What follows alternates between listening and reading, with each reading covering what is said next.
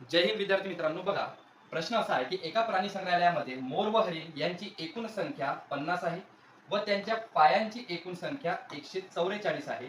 तर आपल्याला विचारलं आहे त्यामध्ये प्रत्येकी मोर व हरिण यांची संख्या किती. मग आता बघा असा प्रश्न सोडवण्यासाठी सर्वात महत्वाचं म्हणजे आपण 4 पायवाला प्राणी काढू. आणि 4 पायवाला प्राणी काढायचा असेल तर आपल्याला इथे कोणता प्राणी भेटणार आहे? हरिण भेटणार आहे. मग हरिणांची संख्या काढायची आहे तर काय करायचं? त्यांच्या पायांच्या एकूण संख्येच्या अर्धे करून त्यामध्ये त्यांच्या डोक्यांची एकूण संख्या वजा करायची. मग बघा इथे भाग जातो. बेक बे बेसाती 14, बेक बे बेदुनी 4, म्हणजेच 72 मधून आपण 50 वजा करू.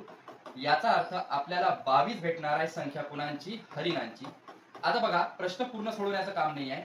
आपल्याला पहिले मोर म्हटलाय, नंतर हरिण म्हटलाय, तर हरिणांची संख्या नंतर येणार आहे. मग हरिणांची संख्या जिथे नंतर 22 आहे तेच आपलं ऑप्शन राहील. इथे बघा पहिले 22 आहे, हे आपलं ऑप्शन कटलं. त्यानंतर बघा कुठेच पहिले 22 नाही आहे, नंतर 22 वाला ऑप्शन आपल्यापाशी फक्त एकमेव आहे, ते म्हणजे हे. म्हणजे ही झाली कशाची संख्या? हरिणांची संख्या. आणि ही झाली कशाची संख्या? मोरांची संख्या. तर ऑप्शन नंबर 3 याचं काय अचूक उत्तर आहे. नाही तर आपण इथून मोरांची संख्या काढू शकतो. मोरांची संख्या काढायची असेल तर एकूण संख्या किती आहे? 50 आहे.